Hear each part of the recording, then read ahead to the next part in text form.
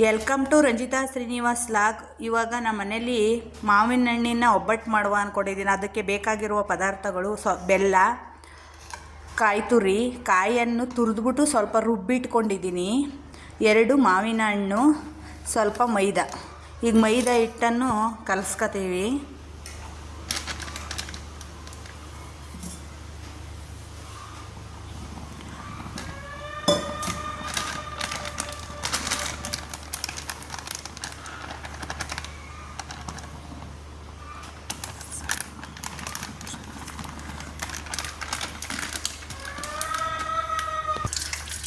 ನೋಡಿ, ಇದು ಮಾವಿನ ಹಣ್ಣನ್ನು ರುಬ್ಕೊಂಡಿದ್ದೀನಿ, ಸ್ಮ್ಯಾಶ್ ಮಾಡ್ಕೊಂಡಿದ್ದೀನಿ ನುಣ್ಣಗೆ.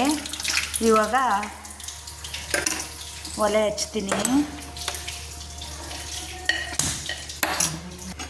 ನೋಡಿ, ಇವಾಗ ಬಿಸಿ ಆಯಿತು. 2 ಸ್ಪೂನ್ ಬೆಲ್ಲ, ಅದರಲ್ಲೇ ಸ್ವೀಟ್ ಇರ್ತದೆ ಮಾವಿನ ಹಣ್ಣೊಂದಿಗೆ.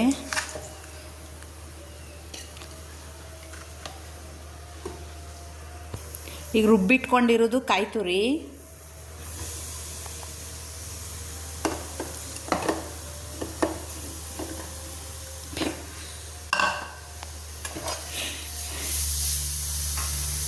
ಇದೆಲ್ಲ ಚೆನ್ನಾಗಿ ಸ್ವಲ್ಪ ಉರಿಬೇಕು, ಹಸಿ ಸ್ಮೆಲ್ ಹೋಗೋ ತನಕ. ನೋಡಿ, ಈಗ ಇದೆಲ್ಲ ಇದಾಯಿತು. ಈಗ ಮಾವಿನ ಹಣ್ಣು ರುಬ್ಬಿಟ್ಕೊಂಡಿರ್ತೀವಲ್ಲ, ಅದು ಹಾಕೋಬೇಕು ಚೆನ್ನಾಗಿ.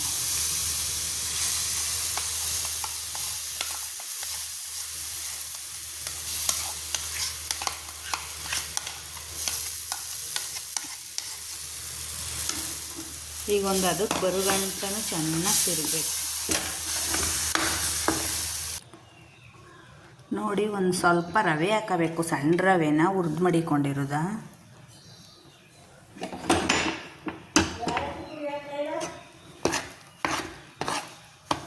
ರವೆ ಹಾಕೊಂಡು ಸ್ವಲ್ಪ ಗಟ್ಟಿ ಬರ್ತದೆ. ಸ್ವಲ್ಪ ಏಲಕ್ಕಿ ಕಾಯಿ ಪುಡಿ.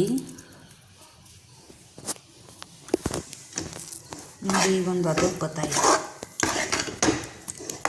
ಲಾಸ್ಟಲ್ಲಿ ಹಾಕ್ಬೇಕು ಏಲಕ್ಕಿ ಕಾಯಿ ಪುಡಿ, ಗಮ್ಮ ಅಂತದೆ.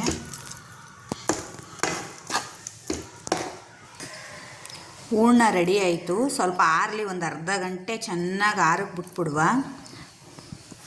ಹಿಟ್ಟನ್ನು ಚೆನ್ನಾಗಿ ಬನಿ ಬರೋ ಗಂಟ ಒಂದು ಅರ್ಧ ಗಂಟೆ ಎರಡನ್ನೂ ಇಟ್ಬಿಟ್ಟು ಅರ್ಧ ಗಂಟೆ ಆಯ್ತಲೇ ತಟ್ಕೊಳ್ಳು. ಒಬ್ಬಿಟ್ಟು ಚೆನ್ನಾಗಿ ಬಂದೈತೆ. ಈಗೆಲ್ಲ ಬೇಯಿಸ್ಕೊತಾ ಇದ್ದೀನಿ. ನೋಡಿ, ಮ್ಯಾಂಗೋ ಒಬ್ಬಿಟ್ಟು ರೆಡಿ ಆಯಿತು. ತುಂಬ ಚೆನ್ನಾಗಿ ಬಂದೈತೆ. ಟೇಸ್ಟ್ ಮಾಡಿ ನೋಡ್ತೀನಿ.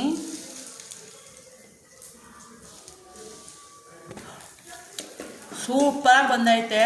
ನೀವು ಮಾಡ್ಕೊಳ್ಳಿ, ತಿಂತಾಯಿರಿ. ರಂಜಿತಾ ಶ್ರೀನಿವಾಸ್ ಲಾಗನ್ನು ಸಬ್ಸ್ಕ್ರೈಬ್ ಮಾಡ್ಕೊಳ್ಳಿ. ಫ್ರೆಂಡ್ಸ್ ಆ್ಯಂಡ್ ಫ್ಯಾಮಿಲಿಗೆ ಶೇರ್ ಮಾಡಿ.